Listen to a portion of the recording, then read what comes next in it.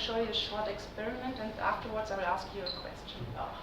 Consider you have a beaker full of water and you have a small amount of sugar, and you put the sugar into the water.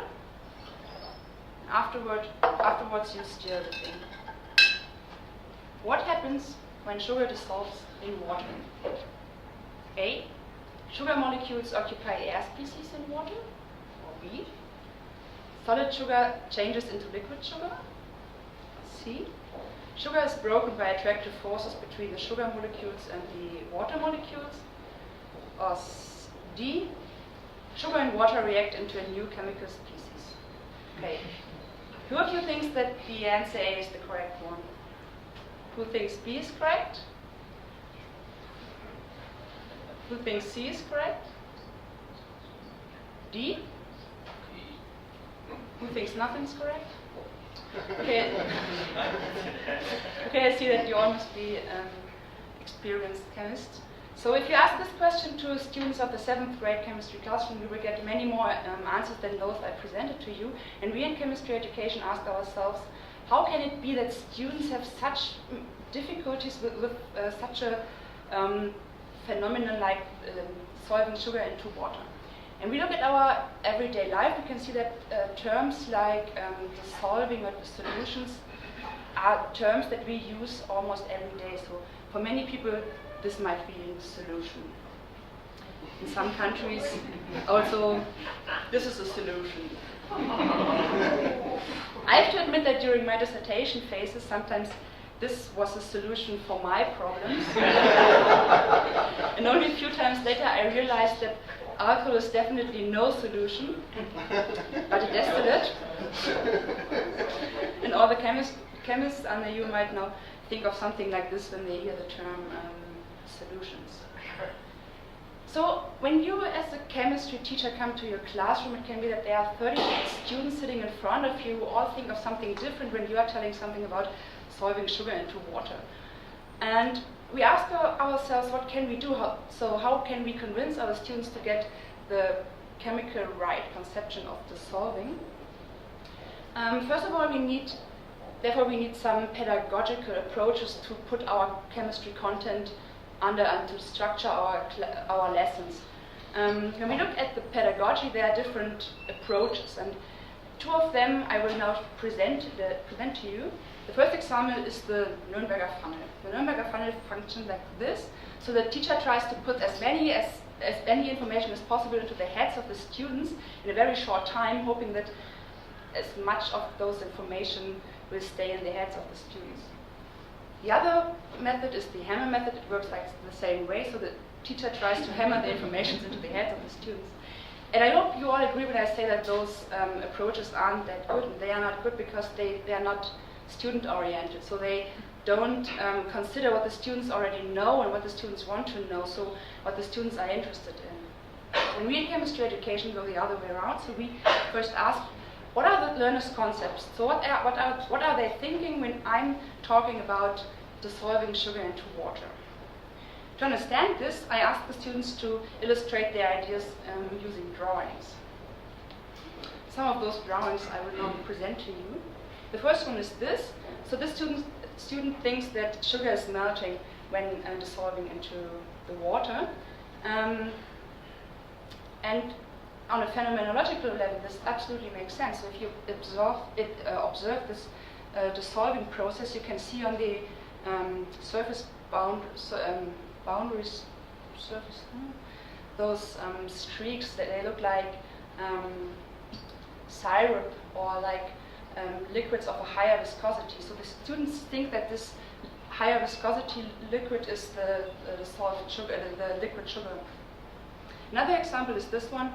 The student thinks that sugar disappears while dissolving. So I asked him, where's the sugar gone? It can't be away. It must be somewhere there. And he said, well, of course it goes there where the beaker is open. So the student thinks that when sugar goes into the water, it goes from the water to the open end of the beaker somewhere into the atmosphere, and the pure water stays in the beaker. This also absolutely makes sense on the phenomenological level because the solution of sugar in water looks the same as the pure water, so we can't see the sugar anymore. Some students say, well, the water absorbs sugar, so think about this. How do you imagine when you hear water absorbs sugar? My students draws this. Let me explain the red muscles. Those are the water molecules, and the green dots are the sugar molecules. So the student thinks that the water molecules speed up through the beaker and eat all the sugar. It's like packing, you know.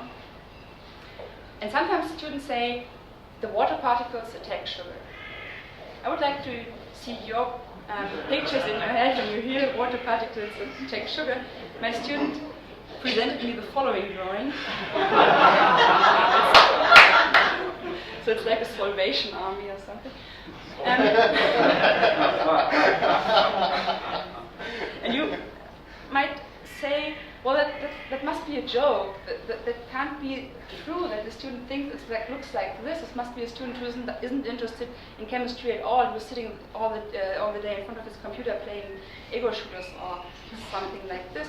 And I asked the students if he could explain this to me. And of course, he doesn't think that water molecules look like stickmans running around with pump guns, axes, and knives attacking the sugar.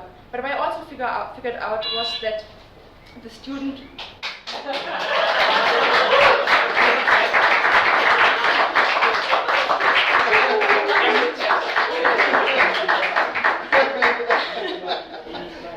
what I also figured out was that the student attributes personalized properties to the water. So he says something like, the water has forces and it hits the sugar so that the sugar breaks apart into smaller and smaller and smaller particles, and after a while I can't see the particles of sugar anymore.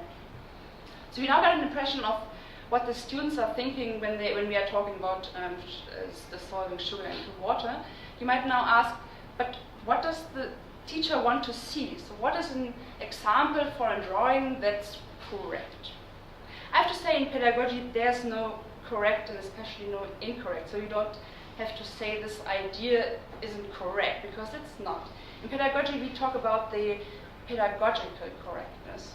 So the last 4 pictures were drawings with a low pedagogical correctness, and this is an example for a picture with a high pedagogical correctness. Let me explain. The blue bubbles, those are the water particles, and the red ones are the sugar particles, and the sugar particles are distributed between the water particles. Okay, you now want to see what the teacher likes to see from the. You know what the teacher likes to see from this when we ask the student to draw something like this. You still might ask, how can we get there? How can we convince those students to build up a picture like this when we are talking of solving in a chemical way? This is one part of my work. So I presented at the beginning. I presented 2 approaches to you that aren't that good, and one part of my work is to think of different approaches to structure chemistry classes, and those are normally chemistry approaches that are context-based. So we use context and topics for our lessons that are from their everyday lives, so that are contexts that the students are interested in, so they get motivated to understand how they have to learn chemistry. And the best way, they go out of our chemistry classes into their life again and can understand what happens when they observe different phenomena.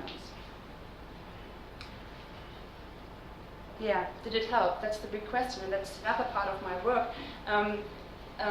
When we have a new chemical approach, it doesn't mean that it's really better, so that the students learn more about chemistry. And my work is to figure out if they really learn better, and if not, what their problems are. So how do they learn chemistry, and how can we help them to learn it better?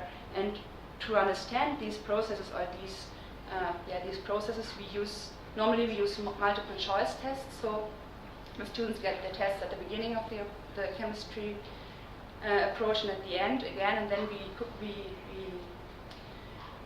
we try to figure out if there's a learning gain during their chemistry lessons. We also use drawings, because when the students draw their ideas of chemical processes, we can see what they really think about this and where the problems might be and how we can help them to go to help them. And at the end of those approaches, those analysis, we use interviews, and then we can ask the students if they can explain more about their understanding. Now I'm at the end of my presentation, and I thank you for listening.